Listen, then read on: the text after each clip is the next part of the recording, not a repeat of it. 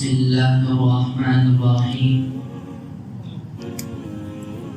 نحمده ونصلي على رسوله الكريم أما بعد فأعوذ بالله من الشيطان الرجيم بسم الله الرحمن الرحيم وما الحياة الدنيا إلا متاع الغرور وقال تعالى في مقام آخر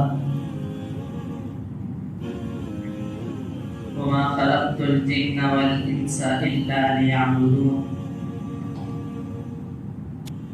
سبحان ربك رب العزة عما يصفون وسلام على المرسلين والحمد لله رب العالمين اللهم صل على محمد وعلى آل سيدنا مولانا محمد وبارك وسلم اللهم صل على محمد وعلى آل سيدنا مولانا محمد وبارك وسلم اللهم صل على محمد وعلى آل سيدنا مولانا محمد وبارك وسلم محترم میرے عزیز ساتھیوں، اللہ رب العزت کا ہم پر بے انتہا فضل ہوا، کرم ہوا، احسان ہوا کہ اللہ رب العزت نے ہم سب کو اللہ کے پیارے محبوب محمد رسول اللہ صلی اللہ علیہ وسلم کے امت میں پیدا فرمائے۔ اللہ کا مزید احسان یہ بھی ہوا کہ اللہ تبارک و تعالی نے ہمیں ایمان جیسی ایک بہت بڑی نعمت عطا کی ہے۔ ایمان ایک ایسی نعمت ہے جس کی خاطر ہر چیز کو لٹائی جا سکتی ہے۔ ایمان کے خاطر حضرات صحابہ نے بہت ساری قربانیوں کو برداشت کیا۔ ایمان کے خاطر حضرات صحابہ نے اپنے جانوں کی قربانی دی۔ ایمان کے خاطر حضرات صحابہ نے اپنے مالوں کی قربانی دی۔ ایمان کے خاطر حضرات صحابہ نے اپنی بیویوں کو بیوہ کیا۔ ایمان کے خاطر حضرات صحابہ نے اپنے بچوں کو یتیم کیا۔ اللہ تعالیٰ نے اتنی بڑی نعمت ہمیں بغیر تکلیفوں کے، بغیر مشقتوں کے عطا کی ہے۔ اللہ تعالیٰ سے ہم بار بار یہ دعا کرتے رہنا چاہیے کہ اللہ تعالیٰ ہمیں اس کی قدردانی کی حفاظت فرمائے۔ اللہ تعالیٰ نے دنیا میں ہمیں ایک مقصد دے کر بھیجا ہے۔ وہ مقصد اللہ تعالیٰ قرآن کریم میں خود ارشاد فرما رہے ہیں، وَمَا خَلَقْتُ الْجِنَّ وَالْإِنسَ إِلَّا لِيَعْبُدُونَ، اے میرے بندو، میں نے تمہیں دنیا میں صرف میری عبادت کے لیے بھیجا ہے۔ اللہ تعالیٰ نے انسانوں کو اور جناتوں کو صرف اپنی عبادت کے لیے، محض اپنی عبادت کے لیے بھیجا ہے۔ مقصد زندگی اللہ کی بندگی اور مقصد حیات اللہ تعالیٰ کی یاد۔ نہ ہم اس دنیا میں اپنی مرضی سے آئے، نہ ہم اس دنیا سے اپنی مرضی سے جائیں گے۔ اللہ تعالیٰ کا حکم ہو گیا تو آ گئے، اللہ تعالیٰ کا حکم ہوگا تو چلے جائیں گے۔ نہ آنے میں ہماری مرضی کا کوئی دخل، نہ جانے میں ہماری مرضی کا کوئی دخل۔ عقل مندی کا تقاضا یہی ہے کہ بیچ کی زندگی اللہ تعالیٰ کے احکامات پر چلتے ہوئے، رسول اللہ صلی اللہ علیہ وسلم کے سنتوں کو اپناتے ہوئے زندگی بسر کریں۔ اللہ تعالیٰ نے دنیا میں جو ہمیں بھیجا ہے صرف اپنی عبادت کے لیے بھیجا ہے۔ ایک بڑے بزرگ ہیں جن کا نام حضرت اشرف علی تھانوی علیہ الرحمہ، ان کے شیخ تھے حضرت حاجی امداد اللہ مہاجر مکی رحمۃ اللہ علیہ۔ حضرت حاجی امداد اللہ مہاجر مکی رحمۃ اللہ علیہ کے کمرے میں ایک چارٹ لگا ہوا تھا جس میں 5 باتیں لکھی ہوئی تھیں۔ ایک چارٹ لگا ہوا تھا جس میں 5 باتیں لکھی ہوئی تھیں۔ ان باتوں کو میں آپ حضرات کے سامنے سناتا ہوں۔ ان میں سب سے پہلی بات یہ لکھی ہوئی تھی، اے انسان، تو دنیا کے لیے اتنی محنت کر جتنا تجھے دنیا میں رہنا ہے۔ اے انسان، تو دنیا کے لیے اتنی محنت کر جتنا تمہیں دنیا میں رہنا ہے۔ اللہ کے نبی علیہ السلام کی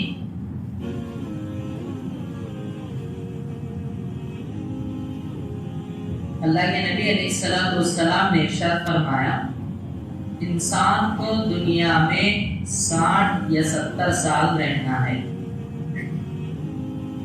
حضرت نوح علیہ السلام کے بارے میں آپ نے سنا ہوگا کہ اللہ تبارک و تعالیٰ نے ان کو 950 سال کی زندگی عطا کی۔ جب حضرت نوح علیہ السلام دنیا سے چلے گئے تو اللہ تبارک و تعالیٰ نے حضرت نوح علیہ السلام سے پوچھا، اے نوح، ہم نے آپ کو اتنی زندگی عطا کی تھی، 950 سال کی زندگی عطا کی تھی، آپ نے دنیا کو کیسا محسوس کیا؟ تو حضرت نوح علیہ السلام نے اللہ تبارک و تعالیٰ سے کہا، اے اللہ، مجھے ایسا محسوس ہوا کہ میں ایک گھر میں داخل ہوا، ایک گھر کے 2 دروازے ہیں، ایک گھر کے 2 دروازے ہیں، ایک دروازے سے داخل ہوا، دوسرے دروازے سے نکل گیا، مجھے ایسا محسوس ہوا۔ لیکن آج اللہ تعالیٰ نے ہمیں جو زندگی دی ہے، ہم اس زندگی کو اور اس دنیا کو ایسا محسوس کر رہے ہیں گویا کہ ہمیں دنیا ہی میں رہنا ہے، ہماری موت آنے والی نہیں۔ ہمیں اس بات کا خاص طور پر خیال رکھنا چاہیے کہ اللہ نے ہمیں مختصر سی زندگی دی ہے، اس مختصر سی زندگی کو اللہ کی اطاعت میں لگانا چاہیے، اس مختصر سی زندگی کو اللہ کے پیارے محبوب صلی اللہ علیہ وسلم کے سنتوں پر گزارنے کی کوشش کرنا چاہیے۔ حضرت نوح علیہ السلام کے زمانے میں ایک عورت حضرت نوح علیہ السلام کے پاس آتی ہے، آ کر پوچھنے لگتی ہے، اے نوح علیہ السلام، آپ میرے بچوں کے بارے میں دعا کر دو، اس لیے کہ میرے بچے بچپن ہی میں مر جا رہے ہیں، فوت ہوتے جا رہے ہیں۔ تو حضرت نوح علیہ السلام نے اس عورت سے پوچھا، اچھا میں دعا کر دوں گا، یہ بتاؤ کہ تمہارے بچے بچپن میں مر جا رہے ہیں، فوت ہوتے جا رہے ہیں، تو تمہارے بچوں کی کتنی عمر ہے، بچپن کی کتنی عمر میں وہ فوت ہو رہے ہیں؟ تو عورت کہنے لگی، اے نوح علیہ السلام، میرے بچے 200 سال 300 سال کی عمر میں فوت ہو رہے ہیں۔ تو حضرت نوح علیہ السلام یہ بات سن کر کہنے لگے تعجب سے، اے عورت، ایک ایسا زمانہ بھی آئے گا جس میں لوگوں کی عمریں 100 سال سے کم ہوں گی، جس میں امت کی عمریں 100 سال سے کم ہوں گی۔ تو یہ سننا تھا، وہ عورت پوچھنے لگتی ہے، اے نبی، کیا وہ لوگ اتنی کم مدت میں، اتنی کم عمر میں گھر بنائیں گے؟ تو حضرت نوح علیہ السلام نے کہا، وہ گھر بھی بنائیں گے، شادیاں بھی کریں گے، عیش و آرام بھی کریں گے، اچھی زندگی گزاریں گے۔ تو یہ سننا تھا، وہ عورت کہنے لگی، اے نبی، اگر مجھے اتنی کم عمر ملتی تو میں اپنی پوری عمر اللہ کے دربار میں سجدے کی حالت میں گزارتی۔ تو اللہ اکبر، سنیے، ایک عورت یہ بات کہہ رہی ہے۔ اللہ تعالیٰ نے ہمیں مختصر سے زندگی دی ہے، ہمیں بار بار اس بات کی فکر کرنی چاہیے کہ اللہ تعالیٰ نے جو زندگی دی ہے اسے خوب اللہ کی اطاعت میں گزاری۔ ایک گاؤں تھا، ایک گاؤں میں ایک بادشاہ تھا، وہ بادشاہ ایک بہت بڑا محل بنایا، ایک بہت بڑا محل بنایا، محل بنا کر ہر ایک کو یہ موقع دے دیا کہ جو بھی آدمی اس محل میں عیب نکالے گا تو میں اس کو انعامات سے نوازوں گا، جو آدمی بھی اس بنگلے میں، اس محل میں عیب نکالے گا میں اس کو انعامات سے نوازوں گا۔ ہر آدمی آتا رہا، کوئی کسی کو بھی عیب نہیں دکھ رہا تھا، اس لیے کہ بادشاہ کو بھی بڑی امید تھی، بڑا اپنے اوپر بھروسہ تھا کہ میں نے ایسا محل بنایا ہے، ایسا گھر بنایا ہے کہ اس میں کوئی عیب نہیں نکال سکتا، یعنی میں نے بڑی محنتیں لگائی ہیں، بڑا پیسہ خرچ کیا ہے، اپنا وقت بھی لگایا ہے اور اپنا دماغ بھی لگایا ہے۔ تو ایک فقیر جا رہا تھا، محل کے باہر سے جا رہا تھا، جاتے ہوئے فقیر کہتا ہوا چلا گیا کہ اس محل کے اندر 2 عیب ہیں۔ یہ سننا ہی تھا، بادشاہ کے جو کام کرنے والے وزیر رہتے ہیں، اس فقیر کو پکڑ کر بادشاہ کے پاس لے کر آئے۔ بادشاہ سے کہنے لگے، وزیر کہنے لگے، اے بادشاہ یہ فقیر جو جا رہا ہے وہ کہہ رہا ہے کہ اس محل میں 2 عیب ہیں۔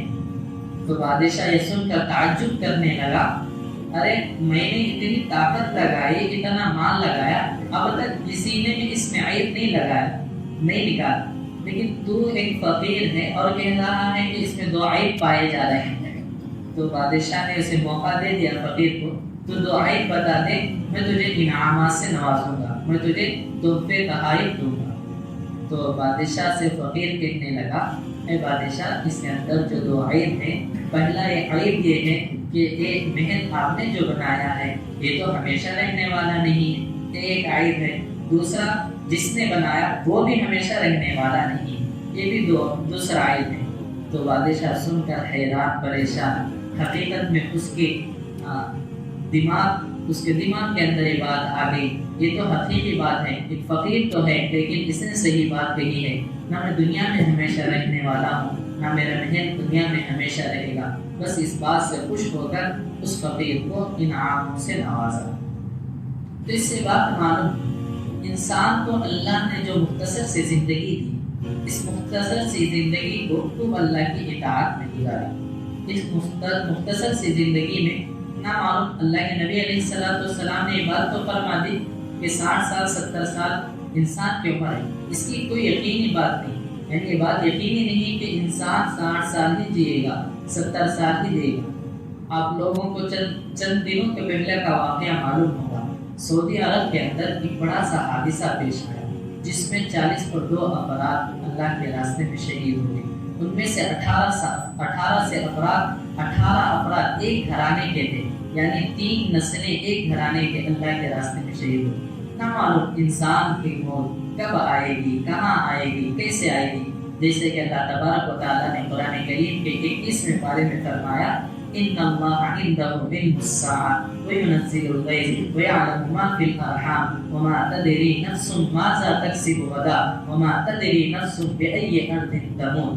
5 ایسی چیزیں ہیں جس کا علم اللہ کے علاوہ کسی کو معلوم نہیں، جیسے کہ قیامت کا آنا، ماں کے پیٹ میں کیا ہے کیا نہیں، بچہ ہے یا بچی ہے، اللہ ہی کو معلوم ہے، کل کے دن بارش ہوگی یا نہ ہوگی، اور انسان کی موت کہاں آئے گی، انسان کو کل کے دن رزق کا کتنا ملے گا، اس کا علم اللہ تعالیٰ ہی کو معلوم ہے، اللہ کے علاوہ کسی کو نہیں معلوم۔ تو حضرت حاجی امداد اللہ مہاجر مکی رحمۃ اللہ علیہ کے کمرے کے اندر جو چارٹ لگا ہوا تھا ان میں 5 باتیں لکھی ہوئی تھی۔ ان میں سے سب سے پہلی بات تھی کہ اے انسان تو دنیا کے لیے اتنی محنت کر، تجھے جتنا دنیا میں رہنا ہے۔ دوسری بات لکھی ہوئی تھی، اے انسان تو آخرت کے لیے اتنی محنت کر، تجھے آخرت میں جتنا رہنا ہے۔ تو سوچو ہمیں آخرت میں کتنا رہنا ہے۔ آخرت تو لامحدود زندگی ہے، یہاں سے دنیا سے چلے جانے کے بعد جو زندگی شروع ہوتی ہے وہ تو اصل زندگی ہے، لامحدود زندگی ہے، اس میں ہمیں اتنا رہنا ہے، اتنا رہنا ہے کہ کبھی وہاں زندگی ختم نہیں ہوگی، کبھی وہاں پر موت نہیں آئے گی۔ تو اس کے لیے آج ہم نے کتنی تیاری کی ہے، اللہ نے جو زندگی دی ہے آخرت کے لیے کتنی تیاری کی ہے۔ مثال کے طور پر اگر کوئی آدمی 10 دن کا سفر یا 40 دن کا سفر کرنا چاہتا ہے تو ایک بیگ تیار کرتا ہے، بیگ میں اتنی چیزیں رکھتا ہے جتنی اس کو 40 دن کے لیے ضرورت پڑتی ہے، 10 دن کے لیے ضرورت پڑتی ہے۔ تو آج ہم اپنے آپ سے سوال کریں گے، ہمیں آخرت میں، ہمیں دنیا سے جانے کے بعد آخرت کی زندگی اصل زندگی ہے، ہم نے آخرت کے لیے کتنی تیاری کی؟ وہاں تو ہمیشہ کی زندگی ہے، اس کے لیے ہم نے اللہ کو کتنا راضی کیا؟ جنت حاصل کرنے کے لیے کن کن چیزوں میں ہم نے حصہ لیا؟ جنت کو حاصل کرنے کے لیے اللہ تعالیٰ نے جو جو چیزیں ہمیں کہا ہے کہ نیک اعمال کا کرنا، نیک اعمال کرنا، اللہ پر کامل یقین رکھنا، جو بھی حالات آئے اس پر صبر کرتے ہوئے اللہ تعالیٰ کا شکر ادا کرنا۔ کیا آج ہماری زندگی ویسی گزر رہی ہے؟ اللہ نے جو زندگی دی ہے، جیسے کہ حدیث پاک میں ہے، اللہ تبارک و تعالیٰ انسان کو آزماتے ہیں، پریشانیاں دے کر، مصیبتیں دے کر، تکلیفوں میں ڈال کر، کہ بندہ اس وقت میرا شکر ادا کرتا ہے، میرا ناشکرہ بنتا ہے۔ اگر پریشانی کے وقت اگر ہم اللہ تعالیٰ کو شکر ادا کریں گے کہ جو بھی حالت آئی ہے اللہ تعالیٰ ہی کی طرف سے آئی ہے، اللہ تعالیٰ مجھے اس حالت میں رکھنا پسند کر رہے ہیں، اس لیے اللہ نے مجھے یہ حالت دی ہے، اگر اس طرح کا یقین ہمارے دلوں میں آ جائے تو اللہ کی عبادتوں میں ہمارا شوق بڑھ جائے گا، اللہ کی عبادتوں کی لذت ہمیں حاصل ہو جائے گی۔ تو ہمیں دنیا آخرت میں جتنا رہنا ہے اتنی محنت کرنی بھی ہمارے لیے ضروری ہے۔ تیسری بات، حضرت کے کمرے میں بات لکھی ہوئی تھی کہ انسان تو اللہ کو اتنا راضی کر جتنی تمہیں اللہ کی ضرورت ہے، جتنی تمہیں اللہ کی ضرورت ہے اتنا تم اللہ کو راضی کرو۔ اللہ کی ضرورت ہمیں کتنی ہے؟ اللہ کی ضرورت بے حساب ضرورت ہے جس کی کوئی حد نہیں ہے۔ ہمیشہ ہم اللہ تعالیٰ ہی کے محتاج ہیں، ہمیشہ ہم اللہ تعالیٰ ہی کے محتاج ہیں۔ جیسے کہ ہم نے کلمہ پڑھ لیا لا الہ الا اللہ محمد رسول اللہ، اس کا مطلب یہ ہوا کہ سب کچھ کرنے والے ذات اللہ کی ہے، اللہ کے علاوہ کوئی کچھ نہیں کرتا، اللہ ہی سب کچھ کرنے والے ہیں، نفع دینے والے، نقصان دینے والے، بیماری دینے والے، صحت دینے والے، گھروں میں خوشیاں دینے والے، گھروں میں مصیبتیں دینے والے، سب کچھ کرنے والی ذات اللہ تعالیٰ کی ہے۔ جب ہم نے اس بات کا اقرار کر لیا تو اللہ تبارک و تعالیٰ قرآن کریم میں ارشاد فرماتے ہیں ان الذین قالوا ربنا اللہ، جنہوں نے اللہ کو رب مان لیا، جنہوں نے کلمہ پڑھ لیا، جو مومن ہو گئے، تو اس کے بعد اللہ تعالیٰ کہتے ہیں ثم استقاموا، پھر جو بھی حالات آئیں گے اس پر برداشت کرتے رہے، تتنزل علیہم الملائکہ اللہ تخافوا ولا تحزنوا وابشروا بالجنۃ التي کنتم توعدون۔ جو لوگ مومن ہو گئے، اللہ پر ایمان لے کر آئے اور اللہ تعالیٰ کی طرف سے جو بھی حالات آئے ہیں اس پر صبر کرتے رہے، ثابت قدمی کے ساتھ رہیں، تو اللہ تبارک و تعالیٰ ان لوگوں کو خوشخبری سناتے ہیں، رحمت اللہ تبارک و تعالیٰ فرشتوں کو نازل کرتے ہیں۔ اللہ تعالیٰ کہتے ہیں کہ تم غمگین مت ہو، تم غمگین مت ہو اور تم مت ڈرو، اس لیے کہ جو کوئی بندہ اللہ پر ایمان لانے کے بعد، نیک اعمال کرنے کے بعد جو صلہ اللہ دیں گے وہ ہے جنت۔ جنت کا اللہ تعالیٰ نے ہم سے وعدہ کیا ہے، تو ہمیں ہر حال میں اللہ کو راضی کرنے والے کام کرنا چاہیے، اللہ جس سے مٹ جائے ویسے کام کرنا چاہیے۔ ایک مرتبہ حضرت عیسیٰ علیہ السلام سے اللہ تبارک و تعالیٰ نے کہا اے عیسیٰ علیہ السلام آپ اپنے دل کو دھوئیے، آپ اپنے دل کو دھوئیے۔ تو حضرت عیسیٰ علیہ السلام تعجب کرنے لگے، اے اللہ اعضاء کو دھویا جا سکتا ہے، ہاتھ ہو تو اس کو پانی ڈال کر دھویا جا سکتا ہے، پیر ہو تو بھی اس کو دھویا جا سکتا ہے، چہرہ ہو تو بھی دھویا جا سکتا ہے، لیکن دل کو کیسے دھویا جا سکتا ہے؟ تو اللہ تبارک و تعالیٰ نے حضرت عیسیٰ علیہ السلام سے کہا اے عیسیٰ، دل کو دھونے کا راستہ، دل کو دھونے کا طریقہ یہ ہے کہ تم تہجد کی پابندی کرنے کے ساتھ ہی ساتھ میرے سامنے رو، گڑ گڑا کر رو، جب تمہارے آنکھوں سے آنسو گریں گے بس وہی آنسو تمہارے دلوں کو دھوئیں گے۔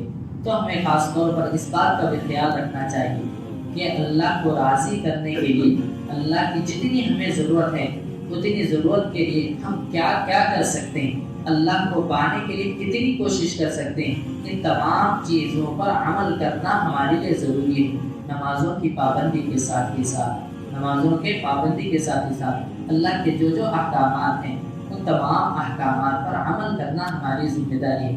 نمازوں کا اہتمام کرنا، جیسے کہ اللہ تبارک و تعالیٰ نے قرآن کریم میں ارشاد فرمایا ان الصلاۃ تنہی عن الفحشاء والمنکر، بے شک نماز انسان کو بے حیائیوں سے، برے کاموں سے روکنے والی ہے۔ اللہ تعالیٰ تاکیداً کہہ رہے ہیں ان الصلاۃ، لفظ ان لے کر آ کے اللہ کہہ رہے ہیں یقیناً انسان جو بھی نماز پڑھے گا وہ برے کاموں سے رک جائے گا، نماز اس کو برے کاموں سے روکے گی، بے حیائیوں سے روکے گی۔ تو آج ہم میں سے ہر ایک اپنے آپ سے سوال کرے، کیا آج میری نماز مجھے برے کاموں سے روک رہی ہے؟ کیا آج میری نماز دھوکہ دینے سے روک رہی ہے؟ کیا آج میری نماز جھوٹ بولنے سے روک رہی ہے؟ کیا آج میری نماز دوسروں کو تکلیف دینے سے روک رہی ہے؟ کیا آج میری نماز دوسروں کے بارے میں غیبت سننے سے روک رہی ہے؟ کیا آج میری نماز دوسروں کے بارے میں برا بولنے سے روک رہی ہے؟ تو سوال کا جواب یہی آئے گا، نہیں روک رہی ہے۔ کیوں نہیں روک رہی ہے؟ اس لیے کہ اللہ تعالیٰ جس طرح کی نماز ہم سے چاہ رہے ہیں اس طرح کی نمازیں ہم سے نہیں ہو رہی ہیں۔ اللہ تعالیٰ کی پسندیدہ نمازیں جب ہم سے ہو جائیں گی تو یقیناً اللہ تعالیٰ نے جو بات فرمائی کہ ان الصلاۃ تنہی عن الفحشاء والمنکر، بے شک نمازوں کے ذریعے سے انسان بے حیائیوں سے رک جاتا ہے، بے حیائیوں سے، برے کاموں سے رک جاتا ہے۔ تو اللہ تعالیٰ کا جو وعدہ ہے یقیناً وہ حاصل کر کے رہیں گے۔ اللہ تعالیٰ اپنے وعدے میں سچے ہیں، اللہ تعالیٰ اپنے وعدے میں سچے ہیں، لیکن ہم اپنے معاملے میں جھوٹے ہیں۔ اللہ تعالیٰ اپنے وعدے میں پکے ہیں، لیکن ہم اپنے معاملے میں کچے ہیں۔ جب اللہ تعالیٰ کے وعدوں کو دیکھنا ہم چاہتے ہیں، ہم اللہ تعالیٰ کے وعدوں کو دیکھنا چاہتے ہیں، تو اللہ تعالیٰ جس طرح ہم سے نماز چاہ رہے ہیں، جس طرح کی عبادت اللہ ہم سے چاہ رہے ہیں، اس طرح ہمیں کرنی ہوگی۔ جب ہم اللہ تعالیٰ کی چاہت، اللہ تعالیٰ کی پسندیدہ نمازیں پڑھیں گے تو اللہ تعالیٰ ضرور ہمیں کامیاب کریں گے۔ اللہ تعالیٰ نے قرآن کریم میں ارشاد فرمایا وَأَنْتُمُ الْأَعْلَوْنَ إِن كُنتُم مُؤْمِنِينَ، اے مومنو تم ہی سربلند رہو گے، تمہارا ہی راج چلے گا، تمہاری ہی حکمرانی چلے گی، تمہاری ہی بات مانی جائے گی۔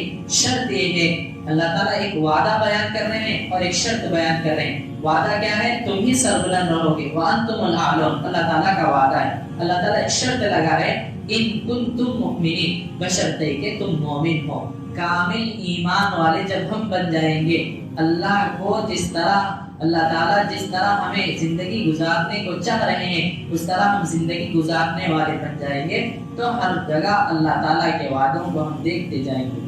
جنگ خیبر کا ایک واقعہ ہے، ایک چرواہ ہے، ایک بکری چروانے والا ایک آدمی تھا۔ خیبر ایک علاقہ ہے، وہاں پر جنگ ہوئی تو اللہ کے نبی صلی اللہ علیہ وسلم حضرات صحابہ کے ساتھ بیٹھے ہوئے تھے، مال غنیمت حاصل ہوا تھا، مال غنیمت سامنے رکھ کر تقسیم کر رہے تھے۔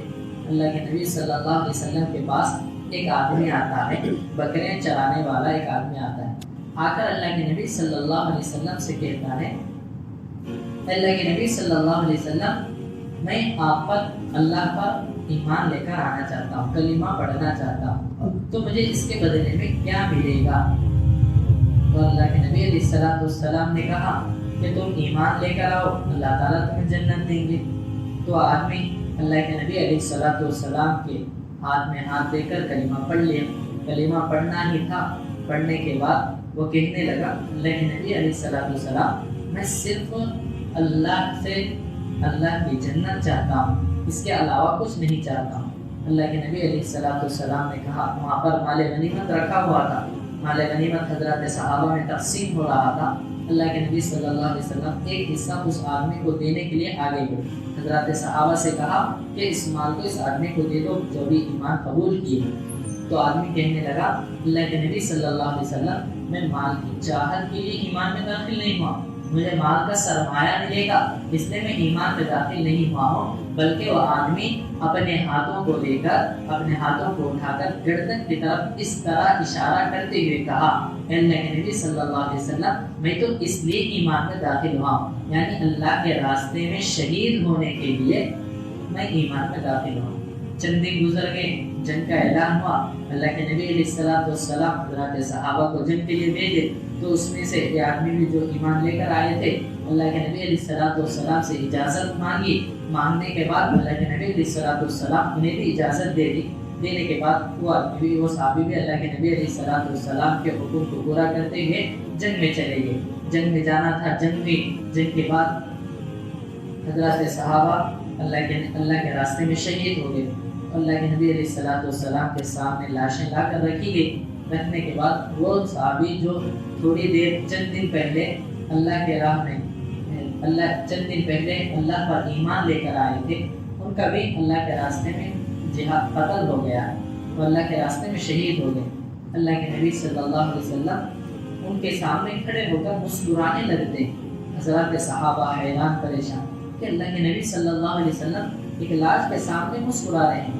تو حضرات صحابہ نے اللہ کے نبی علیہ السلام سے کہا اللہ کے نبی علیہ السلام کیا وجہ ہے جس کی بنا پر آپ مسکرا رہے ہیں؟ تو اللہ کے نبی صلی اللہ علیہ وسلم نے کہا کہ میں اس کو جنت میں دیکھ رہا ہوں، اور میں اس کو جنت میں دیکھ رہا ہوں۔ یہ کہنے کے بعد اللہ کے نبی صلی اللہ علیہ وسلم نے خود ان کی نماز جنازہ پڑھائی۔ نماز جنازہ پڑھنے کے بعد دعا کی اے اللہ میں اس مہاجر کے بارے میں جس نے اپنے گھر بار کو چھوڑ کر میرے پاس آیا تھا اور آ کر کلمہ پڑھا تھا، اس کے بارے میں خود گواہ ہوں کہ خالص آپ پر، آپ کو جنت پانے کے لیے، آپ کے راستے میں شہید ہونے کے لیے ایمان میں داخل ہوا تھا، اس کی گواہی میں خود دیتا ہوں۔ تو اس سے کیا بات معلوم ہوئی؟ اس سے بات معلوم ہوئی کہ جب انسان اپنے معاملے میں سچا ہوتا ہے تو اللہ تعالیٰ کے وعدے اس کے ساتھ ضرور ہوتے ہیں۔ جب وہ انسان ایمان لے کر آیا تھا خالص اللہ کے راستے میں شہید ہونے کے لیے، خالص جنت میں داخل ہونے کے لیے، تو اللہ تعالیٰ نے اس کے دل کی طرف دیکھ کر اس کو اپنے راہ میں شہید ہونے کا موقع عنایت فرمایا۔ حضرت حاجی امداد اللہ مہاجر مکی رحمۃ اللہ علیہ نے تیسری بات فرمائی، اللہ تعالیٰ سے اتنا تعلق رکھو، اللہ تعالیٰ کو اتنا راضی کرو جتنی تمہیں اللہ تعالیٰ سے ضرورت ہے۔ اور اس کے بعد حضرت نے فرمایا، تم اسی سے مانگو جو دیتا ہے خوشی سے، یعنی تم اللہ تعالیٰ ہی سے مانگو، کسی اور سے نہ مانگو۔ بار بار آپ نے بات سنی ہوگی کہ بار بار یہ بات کہی جاتی ہے، مانگو اسی سے جو دیتا ہے خوشی سے، کہتا نہیں ہے کسی سے۔ مت مانگو اس سے جو دیتا نہیں خوشی سے اور کہتا پھرتا ہے ہر کسی سے۔ تو ہمیں جب بھی جس چیز کی بھی ضرورت پڑے اللہ تعالیٰ ہی سے مانگنے والے ہیں۔ بار بار دعا میں اس دعا کو بار بار کرتے رہیں، اے اللہ ہمیں کسی محتاجوں کا محتاج نہ بنائیے، اے اللہ ہمیں جب بھی جس چیز کی بھی ضرورت پڑے آپ ہی سے مانگنے والا بنائیے، ہمیں کسی محتاجوں کا محتاج نہ بنائیے۔ بار بار اس دعا کا بار بار کثرت سے اللہ سے مانگنا چاہیے۔ آخری بات حضرت نے فرمائی، پانچویں بات، کہ تم اتنا گناہ کرو جتنا کہ تم عذاب کو برداشت کر سکو، عذاب کو جتنا برداشت کر سکتے ہو اتنا ہی گناہ کرو۔ حدیث پاک میں آتا ہے کہ جہنم کا سب سے ہلکا عذاب یہ ہوگا کہ انسان کو اندر میں آگ میں جلائے ہوئے جوتے پہنائے جائیں گے، جس کی وجہ سے اس انسان کے ہڈیاں ابلتے ہوں گی اور اس کا بھیجا بھی ابلتا ہوگا۔ یہ سب سے ہلکا عذاب ہے۔ ہم کتنے کمزور ہیں ہمیں معلوم ہے کہ جیسے کہ گرمی کا موسم آتا ہے، دھوپ کا موسم آتا ہے، زیادہ گرمی ہو جاتی ہے تو حرارت ہوتی ہے، تکلیف ہو جاتی ہے، بے چینی ہو جاتی ہے۔ تو ہم اتنے کمزور انسان، ہمیں گناہ بھی اتنے ہی کرنے ہیں جتنے کہ ہم عذاب کو سہ سکیں گے، جتنے کہ ہم عذاب کو برداشت کر سکیں گے۔